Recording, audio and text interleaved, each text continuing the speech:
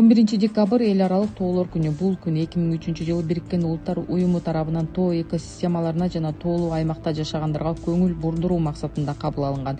Президент Садыр Жапаров жарандарды эл аралык тоо күнү менен куттуктап, тоо экосистемаларынын маанилүүлүгүн жана алар туш болгон коркунучтарды баса белгиледи. Белгилей кетсек, Садыр Жапаров акыркы жылдар глобалдык саммиттерде климаттык өзгөрүүлөргө байланыштуу тоолуу өлкөлөр туш болуп жаткан көйгөйлөрдү көтөрүп, Кыргызстанга окшогон тоолуу мамлекеттерге өзгөчө көңүл бурулушу керектигин байма-бай айтып келет. Бүгүн биз мөңгүлөрдүн ээрүүсүнөн, тоолордун булгануусунан, табигый кырсыктардан, экстремалдык аба ырайынын шарттарынан, суу ресурстарынын жетишсиздигинен, жердин чөлгө айланышынан, тоолуу жайыттардын деградациясынан жана биологиялык ар түрдүүлүктүн жоголушунан улам олуттуу чакырыктарга туш болуп жатабыз. Биз тоолорду сактоону дүйнөлүк деңгээлде илгерилетүү, глобалдык жана аймактык чакырыктарга биргелешип жооп кайтаруу үчүн эл аралык коомчулуктун аракеттерин бириктирүү аракетиндебиз.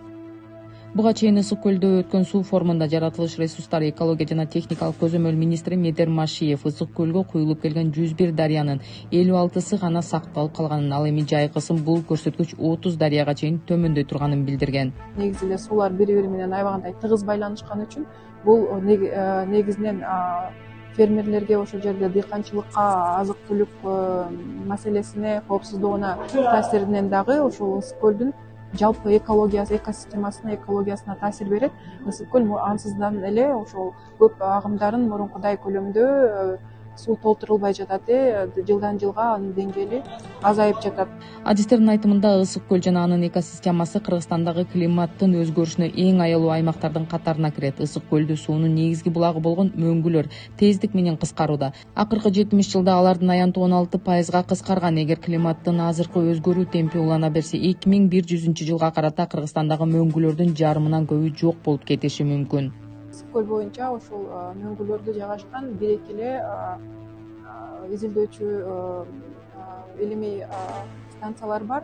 Ал жердеги ошол чоң кызыл суу капчыгайларында жайгашкан мөңгүлөр жылына ошол 8-9-10 метр артка чегинип атат. Ал жерде эч кандай кен казуу, эч кандай антропогендик басым жок. Жана ал жерде ошол жайыттарда дагы малдар азыраак келет да, эгер салыштырып айтсак. Эгер коңшу ал жерге жакын Барскон жана айланасындагы капчыгайларды алсак, ал жерде кен казуу, кен чалкындоо ушундай иштери көп болгондуктан мөңгүлөр ошондо аеосуз аларга басым көрсөтүлүп, ошондой бир кыйынчылыктар көп болуп, алар тездик менен жок болуп баратат.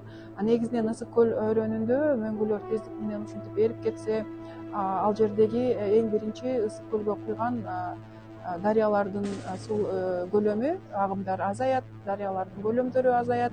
Ысык көлдүн жалпы экологиясы, экосистемасына, экологиясына таасир берет.